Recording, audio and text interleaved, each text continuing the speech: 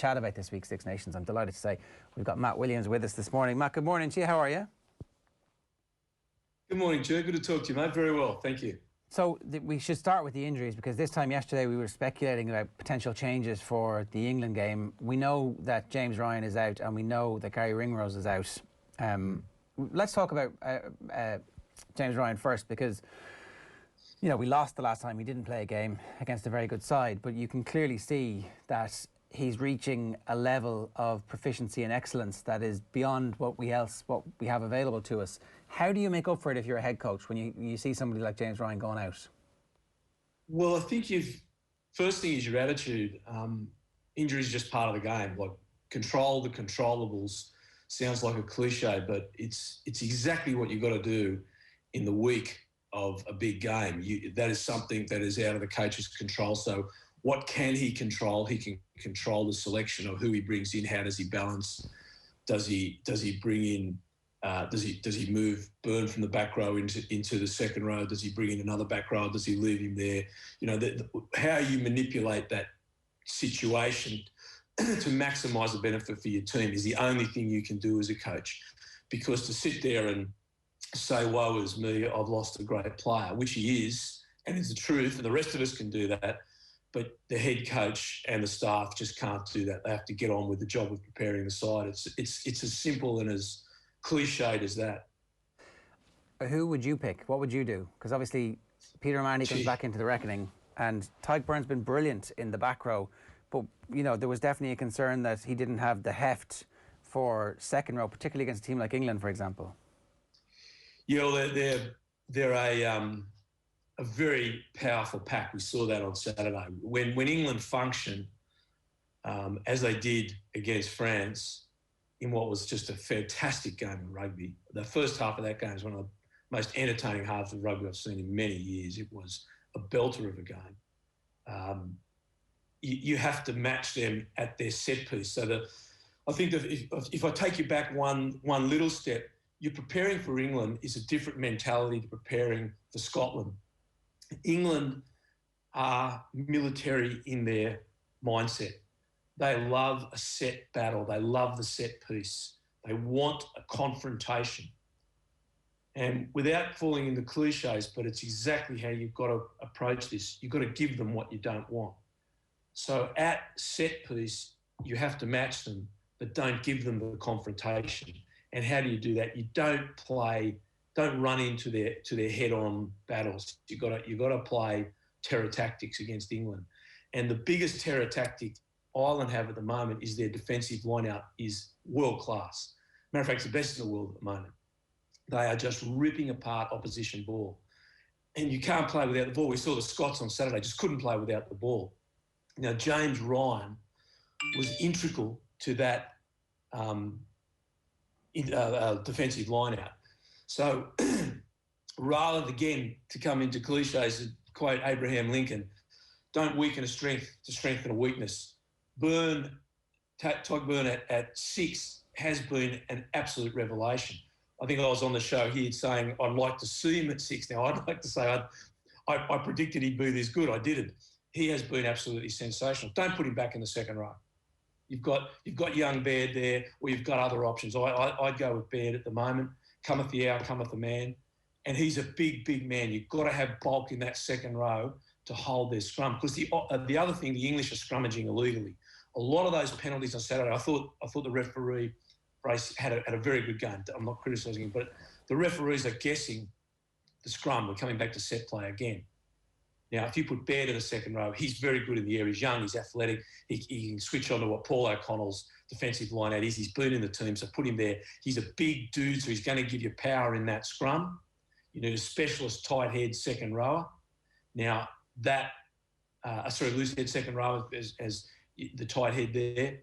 Now, that gives you a good scrum because England are scrummaging illegally. Genge, in particular, when he comes off the bench, is coming across.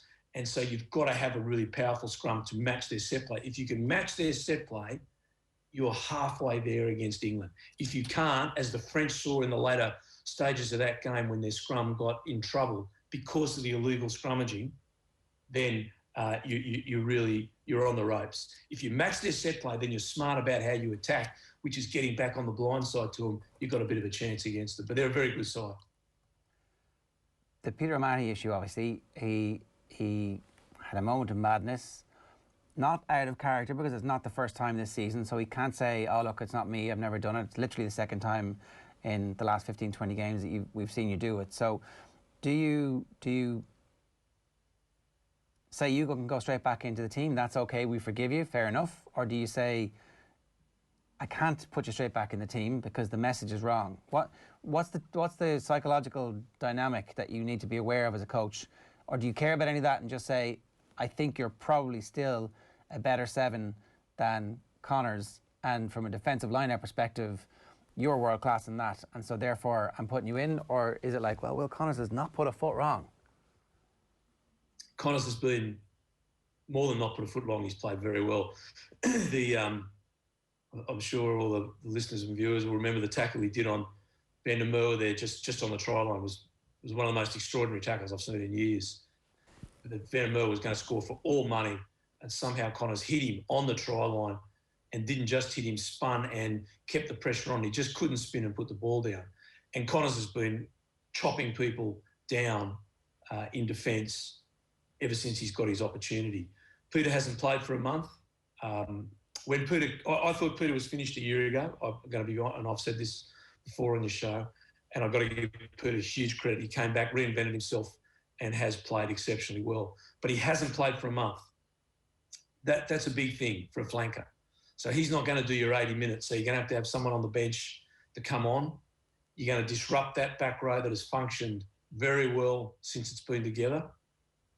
And again, as I said before, I'm not sure moving Tyke Byrne into the second row gives us the bulk required in that tight 5 to match a very, very big English tight 5.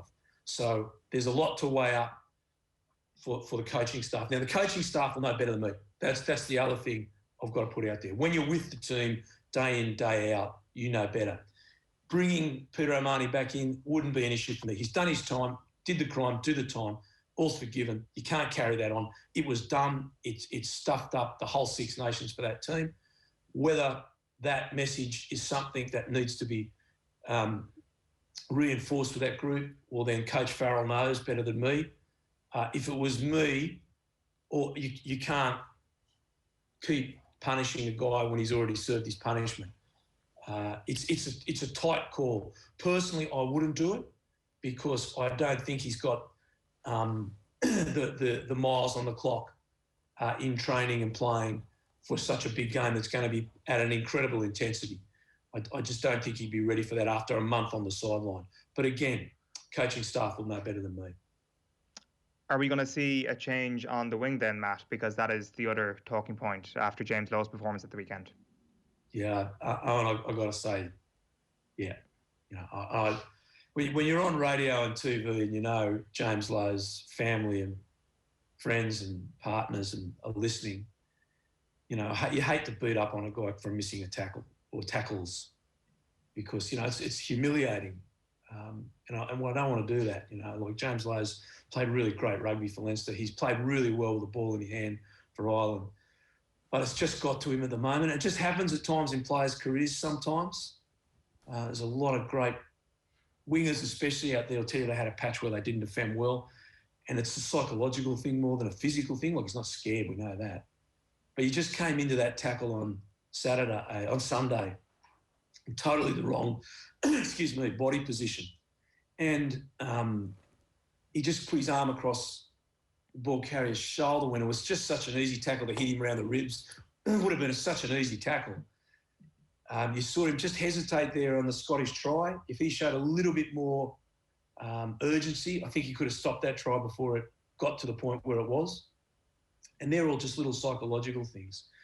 And I think with the Stockdale and Lama fit, I think James is going to go back out of that side just for a little while, reassess his performances, confront them, and I'm certain that a guy with his talent will come back. But just right now, his defensive play and his work rate off the ball is not where it needs to be. And unfortunately for him, I think that does need to be, and for the betterment of the team, that is a decision that needs to be made. Felipe Contepomi pointed out yesterday that Leinster and Ireland played different defensive systems, and that may be one of the reasons why James Lowe hasn't performed too well on the opposite side of the ball. Is that an excuse, Matt, an acceptable excuse? Is there just patience required for him to bed into a new system?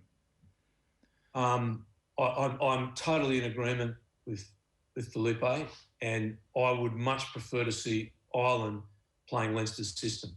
I think so what, just so everyone, your listeners and viewers know, what Ireland are doing is they're making their wingers, who are the last man on the defensive line out, jam in. So rush off, leave your winger. Your winger's here. Leave him and jam in and put pressure on the second last attacker. Now, okay, I understand the theory of that. But when you're 10 metres from your try line and you're not outnumbered, so there's 2 attackers, two defenders, you don't need to do that. Just take your man and you make your tackle. But that seems to be the policy. Now, I've got that from within the team that's the policy, but I haven't heard the defensive coach and the head coach come out and say that, and then they mightn't do it. Now, if it is, I think it's a mad policy, and I think it's very, very hard on the wingers. And I can show you, as we did on TV the other day, where Ireland have let in a number of tries because of that policy. But James has also missed straight-up tackles. When he's got to the man against France, he missed the tackle. When he got to the man against Scotland, he missed the tackle. When he was coming across to cover that kick, as he should, from the left wing coming across on Sunday against Scotland, when the kick was pushed through, he should have been much more urgent. That's got nothing to do with defensive systems. So I think there are two arguments here, and Felipe's defending his player, which is his job, and it's a different defensive system. I much prefer the Leinster defensive system. Now let me put my hands up. It's a system that I coach, that Felipe played under, and Lowe played under, and Andy Farrell played under, who are all coaches there. It stood the test of time, and it works. And I'm sure it's a much, much better system now than I introduced 20 years ago. I'm not claiming that I did that system, but it's a similar system. In your try line, if you've got in your 22, if you've got the same numbers, 5 attackers, 5 defenders, just stick on your man and make your tackle. Take personal responsibility to make your tackle. You don't have to jam in, you don't have to shift if you've got numbers. And that's a very basic 101 system. You'd be teaching that to your under 14s, under 15s. Now, this system where you're leaving the man and coming in, like, it's huge pressure, it's huge gambling. And right now at international level, it just ain't working. And it has to change for Ireland, because England are going to rip us apart out there if we don't change it. So there's 2 separate issues here. I would sadly replace James Lowe, but I would also change that defensive system in our 22. So there has to be a reason why they've implemented the system at national level. What are the benefits, and why aren't those benefits being seen in this team? I personally, I mean, well, let's go to other sports. Let's go to GAA. All right, well, let's go to football. The ball's coming down near your goal. You've got your defenders all lined out, and you put 2 defenders on 1 attacker. What's the benefit? There ain't no benefit. You're putting pressure on that guy's skills. If he's got the skills and passes it to the unmarked man, you're absolutely shot. And it's exactly the same in rugby. You're gambling that you're going to put pressure on the skills of the second last attacker, and his skills will crumble. You'll snuff the attack out there now. But if his skills are good, as George North's were for Wales and was Gail Ficker's for France, you're going to lose. And it's just a gamble that you don't need to do. I think it's madness. I just think it's absolute madness. I can't give you, that's the rationale behind it, but it's not something I would be, I would love to coach against that. I would love to coach. I'd say, hey, boys, guess what? We get in the 22, the wingers coming in. Let's stand 1.5 meters deeper. Make sure your pass is out in front so we're running onto the ball. We'll take these guys every single time. Let's play to the fringe. Let's play to the fringe every single time. I'd be jumping out of my skin coaching against that system. I think it's madness. So I can't tell you. Where is Andy Farrell at this stage in your estimation, kind of from the big picture? Because obviously, I know he was a very experienced coach and he'd obviously been around the international setup a lot, but you know, the difference between stepping into the big job and being responsible for absolutely everything, all the stuff that comes with that, suddenly you're caring about logistics and contracts and stuff that previously you had an interest in and you were aware of vaguely, but now all of a sudden your meetings go from 2 or 3 hours a day to 7 or 8 hours a day, and the time that you had to influence what you're actually paid to do diminishes. All of that he's had to get used to, while at the same time there's been the pandemic and the lack of proper structured time together. They've got 15 minutes in game rooms before they're all supposed to go out. So it's been a weird situation. The IRFU made the decision, and they're clearly, I would say, not going to change that before the next World Cup, because that would reflect terribly on David Nucifora. So I would suspect that almost irrespective of what happens, barring a 60-point defeat at the weekend, he's going to be our head coach next season, and then it's far too late because we're 1 year out from the World Cup. So where is he? What's the truth? Well, you're right, Joe. Being assistant coach in the game today is the best job in the world, because like Stuart Lancaster is a prime example. Stuart must be loving what he's doing, because he's just coaching technically. He's out in the field doing the things that coaches like Stuart and I love, which is being with the guys, ball in hand, technically showing the guys how to get better, thinking about the game. How can you outthink your opposition? How can you manipulate the defence? How can you manipulate the attack? It's a joy. It's an intellectual challenge as well. It's fun. Whereas the head coach, as you say, is dealing with budgets. He's got to go and do media commitments. He's dealing with contracts. He's dealing with staff. He's dealing with problems with personnel. He's dealing with the logistics of travel. He's got to go and do the things for registering players for the European Cup. He's 6 weeks ahead in a whole lot of his planning. And that drags the head coach away from what you love doing, which is the field. So that's the reality. And I've said to everyone, I just think it was so hard on Andy, never having done that before. Ronan and I had this discussion the other day, and you know, like if you consider the coaches around the world, like let's go to Michael Checker. He was a bolter into Leinster, a bolter, but he was head coach of a Randwick in Sydney. Now, he was very fortunate to get that gig, but he'd been a head coach at a big club in Sydney. Now, they were an amateur club, but he'd done something. He then goes from Leinster to the Waratahs. He wins trophies at Leinster, wins trophy at the Waratahs, and goes on to Australia.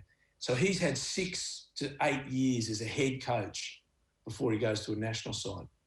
Gregor Townsend, you look at he was at Glasgow for a number of years. You go around the coaches around the world, and even though some of them, like Steve Hansen, who became head coach of New Zealand, he was from assistant coach at New Zealand to head coach. He was head coach of Wales. So he'd be the head coach of a national side before he became head coach of New Zealand. So, and I'm not saying Andy's not capable of that. He's a very capable man, and he's done a lot in coaching, but it's so hard to step from assistant coach to never have been a head coach of a national side. A lot of guys step back in the club to be head coach of club, because you are going to make mistakes. The very first thing you have to accept when you are given a coaching role is that you will make errors of judgment. That just comes with a badge, as John Wayne says. When you are made a head coach, accept you are going to make mistakes. It's how you recover and detect and accept that you've made those mistakes that determines how successful you will be. Now, I've done them. Everyone's going to do it. Now, what should happen? So where is he? Look, I do not want Andy Farrell to fail. Ronan sort of said that on TV the other day. It's the last thing I want. I want to see Ireland win. And what I'm frustrated about, and I've been frustrated for 20 years, is I can't see Ireland at their current rate being successful at the next World Cup. And that drives me crackers, because that's a good team. We've got a very good team. From the forwards to the backs, with the exception of the halves where we're skinny, 9 and 10 we're skinny, we've got a lot of good depth.